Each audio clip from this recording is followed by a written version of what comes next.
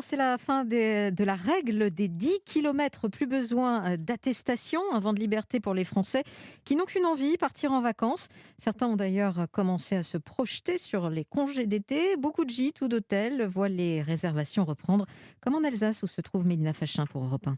L'horizon s'éclaircit pour Sylvine Pirola. Elle est gérante de l'hôtel-restaurant Le Bouton d'Or à La Poutroie qui surplombe la superbe vallée de Kaysersberg et la route des vins. Et depuis quelques jours, son planning se remplit doucement mais sûrement. On a des réservations dès lundi 3 mai, donc dès la levée de la restriction de ces 10 kilomètres. Et donc si on regarde sur le week-end du 8 mai, j'ai quand même 8 chambres sur 10 qui sont réservées. On sent vraiment une impatience et ça vraiment ça fait chaud au cœur. Ses clients ont quand même besoin d'être rassurés. Si on réserve, est-ce qu'on peut annuler sans frais en cas de problème sanitaire? Évidemment, on ne demande même pas d'acompte, un coup de fil et tout s'annule. Heureusement, la reprise, Sylvine l'avait anticipée. Devant le flux de personnes qui vont arriver et le coup de fil qu'on va avoir. Et puis moi, je sens qu'il va falloir que je sois disponible pour ma clientèle. Il m'a semblé bon d'embaucher quelqu'un pour m'aider. Et elle espère surtout que cette fois-ci, ce sera la bonne. Qu'on nous dise plus dans 3 mois ou dans 6 mois, allez, il y a de nouveau une flambée, il faut de nouveau tout refermer. Prochaine étape clé pour Sylvine, le 19 mai, la réouverture de la grande terrasse de son restaurant. La Poutroie, Mélina Fachin, Europe 1. Et le tourisme, c'est notre dossier du 8h. Et pour en parler, nous sommes avec le patron de Weekend Desk. Bonjour Sébastien Venturini. Bonjour. C'est la fin des 10 kilomètres demain, donc des confinements qui se dessinent avec le retour en force bien sûr des réservations. Vous aussi, vous avez remarqué que le public revenait sur votre site? Alors, en effet, l'effet ne s'est pas fait attendre.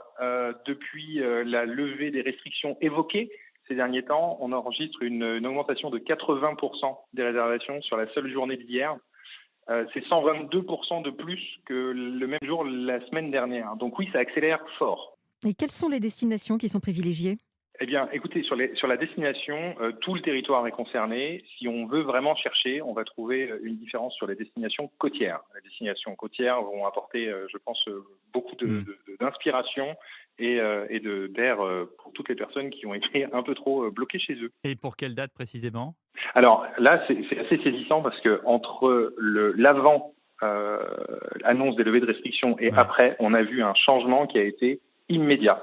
Avant l'annonce des restrictions, on avait 70% de nos réservations qui se concentraient sur l'été.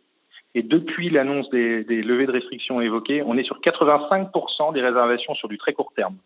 Donc, quelle date arrive à tirer son épingle du jeu? Bon, bah, très clairement, l'ascension, la Pentecôte, c'est en train de vraiment, vraiment se concentrer sur cette zone-là, sur Euh, cette période-là. Sébastien Venturini, après cette année de pandémie, vous sentez qu'il y a une volonté de se faire plaisir, de renouer avec les beaux jours?